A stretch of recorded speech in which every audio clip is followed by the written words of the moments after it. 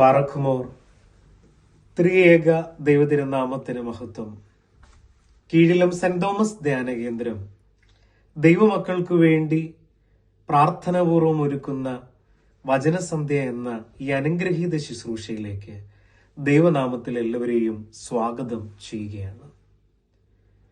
പ്രിയപ്പെട്ടവരെ, ആയിരിക്കുന്ന ഇടങ്ങളിൽ ദൈവികമായിരിക്കുന്ന കൃപകൾ ഏറ്റുവാങ്ങുവാൻ ഒരു നിമിഷം നമുക്ക് പ്രാർത്ഥിക്കാം. ഹൃദയങ്ങളിൽ കരുണാമയനായ കർത്താവിനെ നമുക്ക് ധ്യാനിച്ചുകൊണ്ട് നമുക്കിങ്ങനെ പാടി പ്രാർത്ഥിക്കാം. നീ എൻ്റെ സങ്കേതവും നീ എൻ്റെ കോട്ടയും നീ എൻ്റെ പ്രാണനാഥൻ നീ എൻ ദൈവം. സ്നേഹവാനായ നല്ല ദൈവമേ, ഈ അനുഗ്രഹീതമായ നിമിഷങ്ങളിൽ, ഈ കർത്തൃദിവസത്തിന്റെ ആദ്യയാമങ്ങളിൽ തന്നെ അങ്ങയുടെ തിരുസന്നദ്ധിയിൽ ഞങ്ങൾ പ്രാർത്ഥനാപൂർവമായിരിക്കുന്നു. രക്ഷയുടെ പരിശുദ്ധ വചനത്തെ ധ്യാനിക്കുവാൻ, ഞങ്ങളുടെ ആത്മാക്കൾക്ക് ഉണർവും ദൈവികമായിരിക്കുന്ന ബലവും അനുഗ്രഹങ്ങളും കൃപകളും ലഭിക്കുവാൻ കരുണാമയനായ ദൈവമേ ഞങ്ങളോട് കരുണ തോന്നണമേ. പരിശുദ്ധ ദൈവമാതാവിന്റെ മോർ ബാസേലിയോസ് എൽദോബാവായുടെ സർവവിശുദ്ധന്മാരുടെയും ശുദ്ധിമതികളുടെ മധ്യസ്ഥതയിൽ അഭയം തേടി പ്രാർത്ഥിക്കുമ്പോൾ ഞങ്ങൾ പിതാവിനും പുത്രനും പരിശുദ്ധ റൂഹായ്ക്കും സ്തുതി കരേറ്റുന്നു. അതിപ്പോഴും എല്ലായ്പ്പോഴും എന്നേക്കും തന്നെ. ആമേൻ. സ്നേഹമുള്ളവരെ, രക്ഷാകരമായ സ്ലീബ പെരുന്നാളിനെ തുടർന്നു വരുന്ന അനുഗ്രഹീതമായ മൂന്നാമത്തെ ഞായറാഴ്ച നാം വായിച്ചു കേൾക്കുവാൻ, ഹൃദയത്തോട് ചേർത്ത് വയ്ക്കുവാൻ പരിശുദ്ധ പിതാക്കന്മാർ പരിശുദ്ധാത്മ പ്രേരിതമായി നമുക്ക് തന്നിട്ടുള്ള തിരുവചന ഭാഗം ശുദ്ധമുള്ള മർക്കോസിനാൽ എഴുതപ്പെട്ട നമ്മുടെ കർത്താവിന്റെ രക്ഷാസുവിശേഷം 2-ാം അധ്യായം 23 മുതൽ 28 വരെയുള്ള വചനഭാഗങ്ങളാണ്.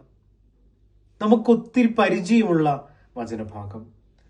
അതിന്റെ 28-ാമത്തെ വചനത്തിൽ നാം ഇങ്ങനെ വായിക്കുന്നുണ്ട്: മനുഷ്യൻ ശാബത്തിന് വേണ്ടിയല്ല, ആകയാൽ മനുഷ്യപുത്രൻ ശാബത്തിന്റെയും ഉടയവനാകുന്നു. എന്തെന്നാൽ ശാബത്ത് മനുഷ്യന് വേണ്ടിയാണ് സൃഷ്ടിക്കപ്പെട്ടത്. ഇതിന്റെ പിന്നിലുള്ള സംഭവവികാസങ്ങൾ നമുക്ക് ഓരോരുത്തർക്കും അറിയാം. കർത്താവും ശ്ലീഹന്മാരും ഒരുമിച്ച് ഒരു വിളഭൂമിയിലൂടെ ഒരു ശാബത്ത് ദിവസം കടന്നു പോകുമ്പോൾ ശിഷ്യന്മാർക്ക് വിശന്നിട്ട് അവർ കതിരുകൾ പറിച്ചെടുത്ത് കയ്യിലിട്ട് തിരുമി അവർ ഭക്ഷിക്കുന്നുണ്ട്. അതിൽ പരീശന്മാർ കർത്താവിനോട് ചോദിക്കുന്നുണ്ട്: നിന്റെ ശിഷ്യന്മാർ ശാബത്തിൽ വിഹിതമല്ലാത്തത് ചെയ്യുന്നുണ്ട്. കർത്താവ് കൊടുക്കുന്ന മറുപടി എങ്ങനെയാണ്? അബ്യാഥാർ പ്രധാനാചാര്യനായിരിക്കുമ്പോൾ ദാവീദും കൂട്ടരും വിശന്ന് വലഞ്ഞ് യുദ്ധം കഴിഞ്ഞ് കടന്നു വരുമ്പോൾ അവർ ചെയ്യുന്നത് എന്താണ്? പുരോഹിതൻ മാത്രമല്ലാതെ അധികാരമില്ലാത്തവർക്ക് ഭക്ഷിപ്പാൻ അവകാശമില്ലാത്ത കർത്തൃമേശയിലെ അപ്പം ഭക്ഷിച്ചു, കൂടെയുള്ളവർക്ക് കൊടുത്തു. ഈ പരിശുദ്ധമായ വചനഭാഗങ്ങളെ പ്രാർത്ഥനയോടെ ധ്യാനിക്കുമ്പോൾ സ്നേഹമുള്ളവരെ, ഒരു ചിന്ത മാത്രം വേഗത്തിൽ പറഞ്ഞ് ഈ ശുശ്രൂഷ പ്രാർത്ഥിച്ച് അവസാനിപ്പിക്കുവാൻ ഒരുങ്ങുകയാണ്. ഞാനും നിങ്ങളും കർത്തൃദിവസത്തെ ശാബത്ത് പോലെ വിശുദ്ധമായി ആചരിക്കുന്നവരാണ്. ഒരു പൂർണ്ണതയുള്ള കർത്തൃദിവസം, ഒരു പൂർണ്ണതയുള്ള ശാബത്ത്, ക്രിസ്തു ആഗ്രഹിക്കുന്നത് പോലെയുള്ള ഒരു കർത്തൃദിവസം എങ്ങനെ എനിക്ക് നിങ്ങൾക്കും ആചരിക്കുവാൻ സാധിക്കും? പഴയ നിയമത്തിൽ ഉൽപ്പത്തിയുടെ ആദ്യ താളുകളിൽ മുതൽ നമ്മൾ കാണുന്ന ഒരു പദമാണ് ശാബത്ത് എന്നുള്ളത്. ദീർഘദർശിമാരിൽ തലവനായിരിക്കുന്ന മോശയുടെ പുറപ്പാട് പുസ്തകത്തിലെല്ലാം ശാബത്തിനെ പറ്റി ശ്രേഷ്ഠമായി ഓർമ്മപ്പെടുത്തുന്നുണ്ട്. കർത്താവിന്റെ പരശുശ്രൂഷ വേളയിലും ശാബത്തുമായി ബന്ധപ്പെട്ടിട്ടുള്ള ചിന്തകൾ അവിടെയും നമ്മൾ കാണുന്നുണ്ട്. പരിശുദ്ധനായിരിക്കുന്ന പൗലോസ് അപ്പോസ്തലനും ശാബത്തിന്റെ പ്രാധാന്യത്തെ ഓർമ്മപ്പെടുത്തുന്നുണ്ട് തന്റെ ലേഖനങ്ങളിൽ. ശാബത് എന്ന പദത്തിന്റെ അർത്ഥം ടു സീസ് എന്നാണ്, ഒരു നിർത്ത്. 6 ദിവസം കൊണ്ട് ഈ ലോകത്തെ ചമച്ച സർവശക്തനായ സർവവ്യാപിയായിരിക്കുന്ന ദൈവം 7-ാം ദിവസം പൂർണ്ണതയുള്ള ഒരു വിശ്രമത്തിലേക്ക് പ്രവേശിച്ചു. ഇതിന്റെ അനുസ്മരണമായി ഇസ്രായേൽ മക്കളോട് മോശ പറയുന്നുണ്ട്, 6 ദിവസം കൊണ്ട് നിങ്ങളുടെ അധ്വാനങ്ങൾ നിങ്ങൾ പൂർത്തിയാക്കുക. 7-ാം ദിവസത്തെ ശാബതായി ആചരിച്ച് അതിനെ വിശുദ്ധിയോടുകൂടെ കാത്ത് സൂക്ഷിക്കുക, അതിനെ ശുദ്ധീകരിക്കുക എന്നുള്ളത്. ഈ പരിശുദ്ധമായ സുവിശേഷ ഭാഗത്തും ശിഷ്യന്മാരുടെ പ്രവൃത്തി തെറ്റല്ല എന്ന് നമുക്ക് കാണാനായിട്ട് സാധിക്കും. എന്തെന്നാൽ ശുദ്ധമുള്ള ആവർത്തനങ്ങളുടെ പുസ്തകം 23-ാം അധ്യായം 25-ാമത്തെ വചനത്തിൽ ഓർമ്മപ്പെടുത്തുന്നുണ്ട്, കൂട്ടുകാരന്റെ വിളഭൂമിയിലൂടെ കടന്നു പോകുമ്പോൾ നിങ്ങൾക്ക് വിശക്കുകയാണെങ്കിൽ കൈകൊണ്ട് കതിർ പറിച്ച് ഭക്ഷിക്കാം. എന്നാൽ ഇവിടുത്തെ പ്രശ്നം എന്ന് പറയുന്നത് അത് ശാബതായിരുന്നു, ശാബത്തിൽ വിഹിതമല്ലാത്തത് ചെയ്തു എന്നുള്ളതാണ് ഇവിടെയുള്ള ആരോപണം. പ്രിയപ്പെട്ടവരെ, ശാബദാചരണവുമായി വിശുദ്ധ ഗ്രന്ഥത്തിൽ, തിരുവചനത്തിൽ പറയാത്ത 39ഓളം കൂടുതൽ കാര്യങ്ങൾ യഹൂദന്മാർ ശാബദാചരണത്തിലേക്ക് ചേർത്ത് വെച്ചിട്ടുണ്ട് എന്ന് ഓർമ്മപ്പെടുത്തുകയാണ്. 3000 അടി കൂടുതൽ നടക്കാൻ പാടില്ല തുടങ്ങി അരുതാത്ത, ചെയ്യാൻ പാടില്ലാത്ത ഒത്തിരി കാര്യങ്ങൾ അവിടെ ഓർമ്മപ്പെടുത്തുന്നുണ്ട്. ഇവിടെയാണ് ക്രിസ്തു പറയുന്നത്, മനുഷ്യപുത്രൻ ശാബത്തിന്റെ ഉടയവനാണ്.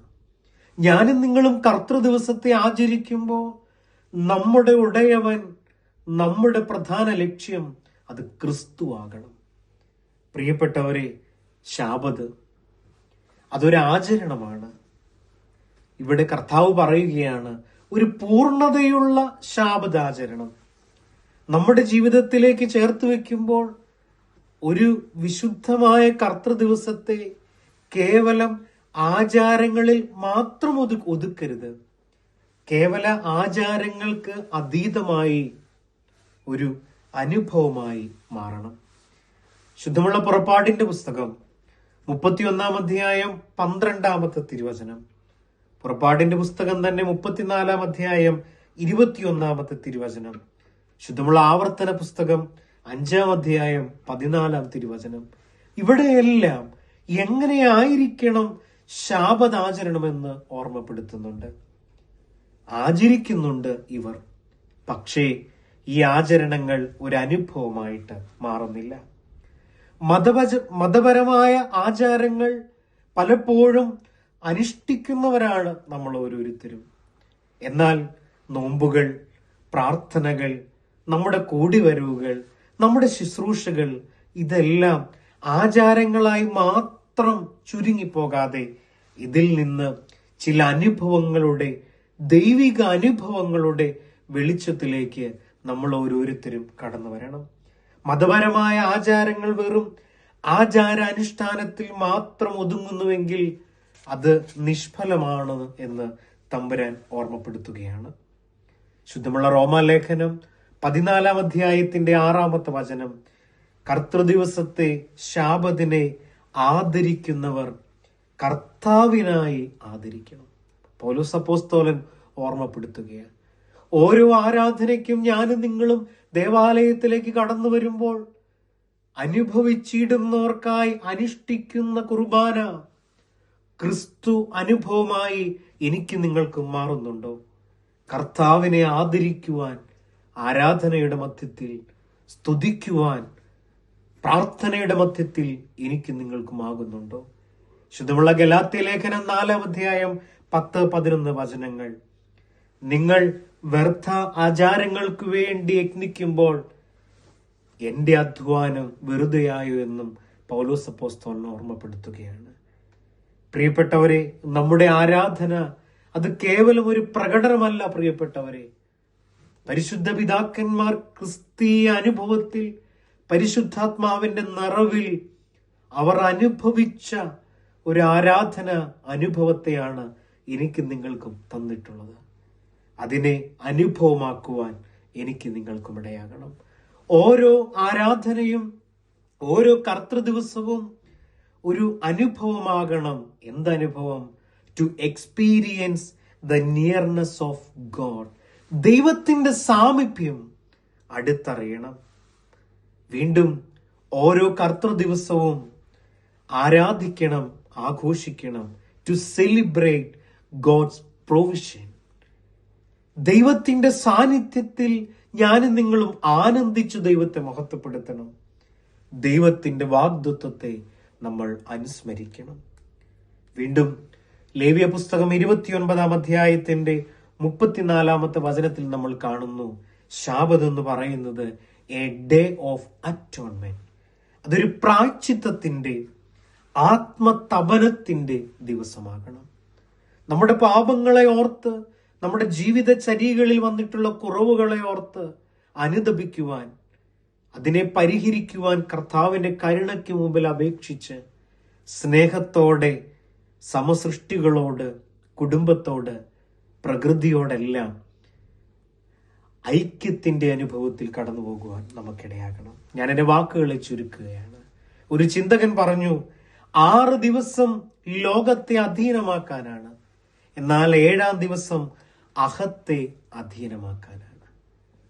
ഞാനെന്നുള്ളത് നമ്മിൽ നിന്ന് കുറയ്ക്കാൻ, അഹത്തെ ഇല്ലായ്മ ചെയ്യുവാൻ ഓരോ ആരാധനയും നമുക്കിടയാകണം. ശാബത്തിന്റെ ഉടയവൻ കർത്താവാണ്.